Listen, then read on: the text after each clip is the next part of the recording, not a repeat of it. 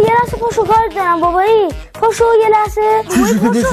بسم الله شهری مدرسه رو ندی. نازمون هر روز داره میگه آبرون شده بچه های مدرسه رفته. اصلا اون شده دیگه. زنگ مدرسه نفشتم بازی کنم. بچه ها از فردا اگه هر کی این 50 تومن کمک به مدرسه رو نیاره تو صبح جلوی همه فلکش میکنن.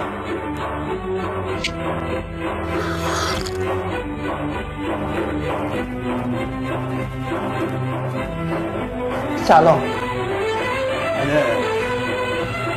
بابا آقا نظر گفته واسه کمک مدرسه 50 تومن بیاری. 50 تومن؟ مگه پول علف خرسه؟ الان با 50 تا کشیده عالی میکنم. بابا تازه 3 میلیون پول سرویس همه 2 میلیون پول لوازم تری نمیشه. پسرم دانشگاه آکسفوردم اینقدر هزینه‌اش نمیشه. خب چیکار کنی؟ پسرم ببین نهایت میخوای درس بخونی بری دانشگاه.